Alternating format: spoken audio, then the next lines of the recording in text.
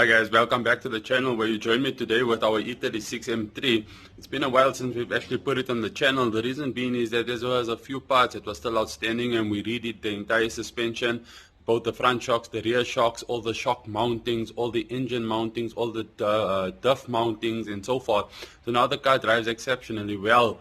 But today we get into the more finer details of the car itself, like we installed the front spoiler on the car, as well as we got a new glove box, a new cubby, I think it's called the cubby for the E36 M3. We have a new lock set with new keys on the car itself, as well as some other small little minor things that I needed to that needed my attention, like the globes and the headlights and I think the brake lights and so forth. So yeah, there's a few things that I'm going to be changing today, and hopefully we might even be able to have the chance to start the car, or start the 1M rather, after about 2 years. 2 years it's been sitting, so we're waiting for the battery to come from BMW so that I can start the BMW 1M Coupe, and I'll take you through that journey as well.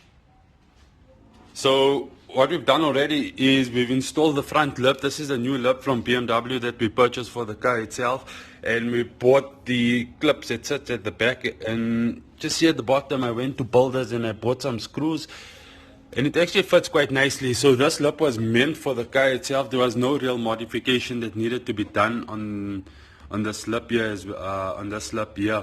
The other thing that we're going to be attending to is we're going to be attending to some of the lights here on the inside, because a couple of them are not working, and we need to attend to, I think it's the indicator lights here as well. Then if we come over on this side here, you can see there at the back we have the new glove box and the cubby itself, the actual holder itself. I've taken out some of the trim panels. Here's the new keys for the car itself. So what we changed is we changed both driver and passenger side. We've changed the actual lock mechanism on this side, we've changed the lock mechanism on that side, we've changed the boot, and we're going to change the barrel of the car itself, and that will give us a whole new, I think, yeah, whole new key and things. So the problem we've been having with the existing car is we've been putting the key into the ignition, and we had to turn it really far down in order for the car to start. But that being said, hopefully that will be sorted. This is the clips for the spoiler itself. So if anybody needs the clips, here's the part number here. Oops, that one fell. That's the part number. Well, you can get a glimpse of it, or you can get some sort of idea of what the part number is. So we'll install the new cubby and new cubby and glove box as well on the car itself, neaten up those wires at the bottom. And then in terms of the door cards itself, we're still battling. However, we have a solution for the door cards. So yeah, when that solution comes through, we'll fit the door cards in on the car. We're still waiting for the rubber on the outside here. We don't have a rubber here. We need to find out something. I need to find a solution for it as well. So I hope you guys enjoyed today's video, and sit back, relax, and I'll take you guys through step by step as to what we have been doing on the car itself. The one thing that was annoying me on this car was that we had a dashboard, we had an airbag light that sat here, and upon further investigation, when I removed the steering wheel, I noticed a few broken wires. So this wire here connects into here, and this was broken, and this leads to the clock spring itself, and this here used to sit in this location here, and these were all broken off as well. So I'm gonna ground this particular wire here. I'll ground this. This is for the clock spring, and then the wires on the other end of the clock spring are pretty good. So what I'll do is I'll just keep this aside and I'll keep it as spares. But yeah, so the problem actually resided on the clock spring itself here and here, where these wires were broken. So I didn't want to hack into it and slice it open and so forth. So what I'm going to do is just order a clock spring while this part is out, while I'm busy taking out the barrel. And on this side here, we're removing the window mechanism so that we can get to the latch, which sits at these two 10 bolts here. We can remove the latch there, and this is a good example, or this is a good visual representation. So this is the old locking mechanism, So that's for your central lock-in and all of the other fancy cool features that this car came with in 1996. And a new one comes like this here. It comes new, and it has the plugs as well that needs to go there and so forth. What is this here? I need to actually see where this goes. I don't even know. Must be in the cubby. This must be going in the cubby somewhere. Maybe it's an airbag switch off or on. Our car is basically, how can I say, we got to do some wire tracing. So I just removed the cover that covers the handbrake, and you can have a, so you can see here, there's a couple of ground wires, so these need to be plugged into somewhere. I think maybe there's a light here, or maybe it's for the cassette player. I don't know. I'll have to see. Maybe that's just a holder. I have to see where those things actually go. So there's a lot of wire tracing, and I need to get a wiring diagram to see where these things go. So yeah, let's see how things pan out. It's gonna be fun. One of the other things we needed to do was obviously to check and see if this window mechanism was working. One side of the motor was working, which was this side here. So you see, this is fine because this runs along this way here, and the motor connects at this part here. But the right hand side by the drivers wasn't working, and we couldn't figure out why.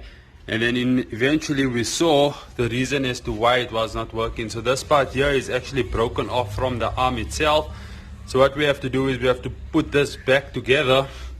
But what I'm thinking is most probably just get a new one, because this is just ridiculous. I mean, for the age of the car, one would expect this. So we'll sort this out now as well. The clock spring and that has arrived. We'll put that in, as well as these covers, so that we can put the new cover over the door and it will look all good.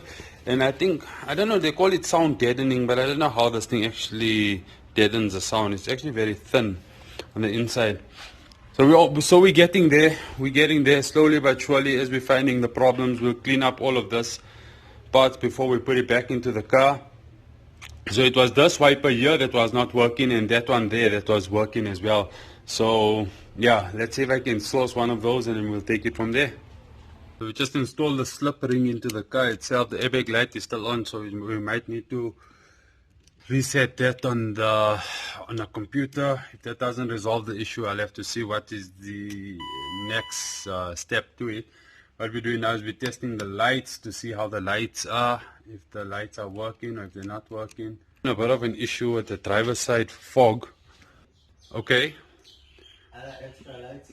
So this is driving light. Driving light? Nah, right?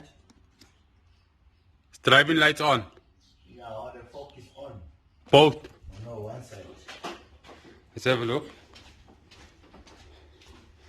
Damn.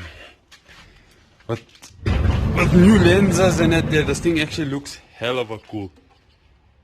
So we have an issue on this side here. Okay. Let's check the wiring and see if most probably the wiring is on. Press the brights for me. Put the brights on for me, please, Kelvin.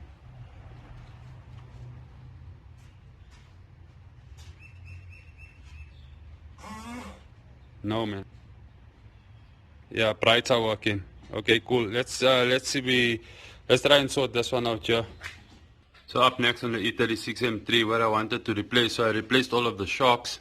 I replaced all of the mountings. The one thing that the ride at the back wasn't as what an M car should be. So the one thing that I did want to do was replace the springs as well. So I got a set of OEM springs, brand new, that we're going to put on the car. Let me see if I can find that set for you. So here's the set here.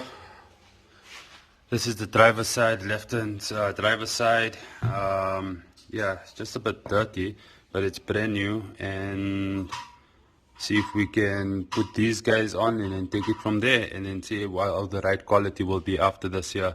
So this will go onto here. We'll do both this side and the other side and take it from there and see what's the problem. If there's anything else, and I think I'll just revert to a coilover system. But yeah, give this up a clean, and yeah, then we'll be golden. It's actually a good thing we're doing all of this here, you know, because you're going through the car with a fine tooth comb, you pick up issues like this here, which you generally wouldn't pick up when you actually buying the car, because you don't have the luxury to remove and take stuff off to inspect all of these stuff here. So yeah, pretty glad we're doing this particular exercise. So while Calvin is busy with the E36 M3 shocks, I thought I'll place the covers underneath the bonnet so that when people look at it, so generally guys with an E30, they would look, oh, it has new covers on the inside of the bonnet and it has a fantastic toolbox. Sometimes even buy crap Chinese tools and they put it on the inside of the box and, oh, I got a full set of toolbox. That's the misconception. So what I'm going to do is I'm going to put the bonnet guards here, the heat shields here. So I got these here. If any one of you want, this is the part number for it, and they're still available at BMW. So I'll just open up this here, clean up this particular area with some isopropyl alcohol, wipe it down, and then stick it on here. Yes, we're using a broomstick to hold it up. We're still waiting for the shock to come, but nonetheless, yeah, let's see how it looks when it's done. So far, out of everything that we have done on the car, this has been one of the most satisfying and rewarding stuff. It actually shows us that we're heading in the right direction and we're heading towards completion. Just look how neat and clean it looks underneath with new heat shields under the bonnet itself. Complements the entire build with a nice motor. You know, visually you have that eye candy of the motor, and with the corner of your eye you have a nice, clean, neat heat shield underneath the bonnet. Just complements everything and makes everything so worthwhile, increases the value of the build. You know, it's just totally rewarding. I think the last one we can actually do together, which is the small little block. So we'll just take the block out.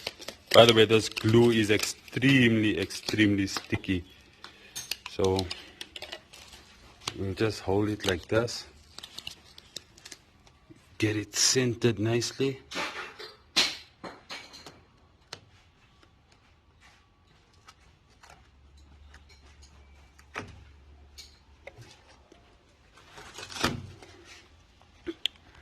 I'll have to do it with my right hand.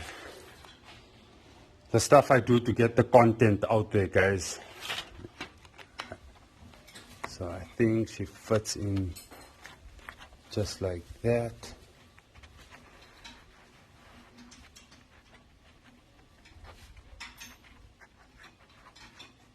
Press down the edges and work your way towards the center. Fantastic. Oops. So there we go, guys. Extremely rewarding, fulfilling part. Yeah, I guess it was pulling the sticker off and then pasting it on, which gave you a sense of accomplishment. Okay, so we're pretty much done with the E36. I think I'll end off the video with a nice montage on the E36, park it outside, see how the car is settled, how it sits with the new suspension. We still have a few more things to sort out. We'll do that tomorrow, but that will be a video for next week. But what we're going to do right now is the most exciting thing, and I guess you guys what most of you have been. We're about to start the N54 BMW 1M Coupe for the first time in a very long time. And Calvin, let's see if she's gonna start it.